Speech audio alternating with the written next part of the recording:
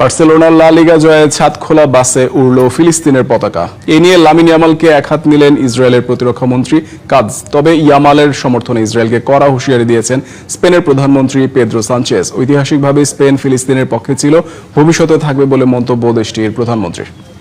Spanish মুসলিম footballer Lamine Yamal বার্সার শিরোপা জয়ের পর আনন্দ মিছিলে বহিঃপ্রকাশ ঘটিয়েছেন নিজের আবেগের, উড়িয়েছেন ফিলিস্তিনের পতাকা। তা নিয়ে স্পেন ও ইসরায়েলের রাষ্ট্রীয় পর্যায়ে চলছে উত্তেজনা। এ বিষয়ে ইসরায়েলের প্রতিরক্ষামন্ত্রী কাতজের মন্তব্যে তীব্র জবাব দিয়েছেন স্পেন প্রধানমন্ত্রী সানচেজ।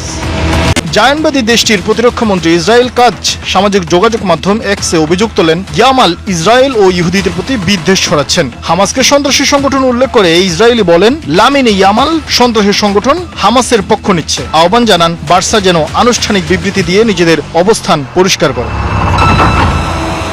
ইসরায়েলি মন্ত্রীর মন্তব্যের কড়া জবাবে স্পেনের প্রধানমন্ত্রী পেদ্রো সানচেজ ইয়ামালের পদক্ষেপকে সাহসী বলে মন্তব্য করেন। স্পেন ঐতিহাসিকভাবে ফিলিস্তিনের পক্ষ নিয়েছে, ভবিষ্যতে অবস্থান একই থাকবে বলেও মন্তব্য পেদ্রোর।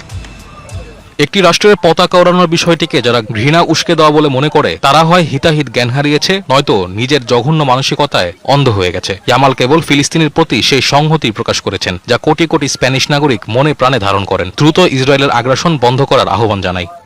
ইয়ামালের এই সংহতির প্রতিদানে ফিলিস্তিনি শিল্পী উবাই আল কুরশালি গাজার এক বিধ্বস্ত দেয়ালে বিশাল মুরাল এঁকেছেন। ফিলিস্তিন ফুটবল অ্যাসোসিয়েশন ও জাতিসংঘে ফিলিস্তিনের স্থায়ী মিশনও আনুষ্ঠানিকভাবে ইয়ামালকে জানিয়েছে ধন্যবাদ। নিজের কেরিয়ার ও ভবিষ্যৎ ঝুঁকির মুখে ফেলেও ইয়ামাল যে মানবিকতার পরিচয় দিয়েছেন তা গাজার